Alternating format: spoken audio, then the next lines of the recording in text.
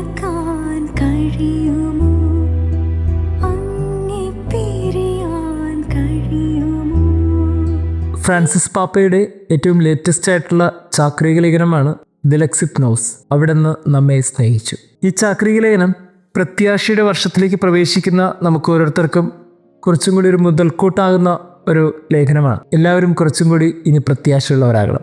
ഈ ഭൂമിയിലെ കണ്ണുനീരിനോ വേദനയോ സങ്കടത്തിനോ നമ്മെ തകർക്കാൻ കഴിയില്ല എന്നും ഇതിനപ്പുറത്തേക്ക് നമുക്കൊരു ജീവിത സാധ്യത ഉണ്ട് എന്നും ഓർമ്മിപ്പിക്കുന്നതാണ് ഈ ചാക്രിക ലേഖനത്തിൻ്റെ പ്രത്യേകത. ഫ്രാൻസിസ് പാപ്പ പറയുന്നൊരു വാക്കുണ്ട്, നമ്മളെല്ലാവരുടെയും ഉള്ളിലും ഒരു ദൈവികതയെ ഉണർത്തുന്ന ഒരു അതിഥി മന്ദിരം ഉണ്ടാകണം. നമ്മളെല്ലാവരും ഈ യാത്രക്കിടയിൽ കണ്ടെത്തേണ്ട ഒരു ക്രിസ്തു. അതിഥി മന്ദിരത്തിൻ്റെ പ്രത്യേകത എന്താണ്? അത് ലക്ഷ്യത്തിലേക്കുള്ളൊരു യാത്രയിലേക്ക് ഏതോ മനുഷ്യർക്ക് വസിക്കാനുള്ള ഒരിടം മാത്രമാണ്.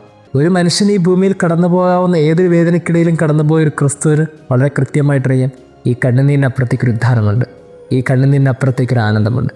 അത് ക്രിസ്തു ഈ ഭൂമിയിൽ പഠിപ്പിച്ച് തൻ്റെ ജീവിതം കൊണ്ടാണ്. അതാണ് പ്രത്യാശ. ക്രിസ്തുവിലാണ് നമ്മുടെ പ്രത്യാശ. അവൻ ജീവിച്ച ജീവിതത്തിലാണ് നമ്മുടെ പ്രത്യാശ. ഈ പ്രത്യാശയിൽ ജീവിക്കുന്ന ഓരോരുത്തർക്കും കാര്യങ്ങൾക്ക് വളരെ വ്യക്തതയുണ്ട്. കാരണം ഒരു അതിഥി മന്ദിരമാണ് ഈ ഭൂമിയെന്നും അതിനപ്പുറത്തേക്ക് ഒരു ജീവിതമുണ്ടെന്നും. ദൈവം നമ്മെ അനുഗ്രഹിക്കട്ടെ. യേശുവോട് ചേർന്നിരിക്കും.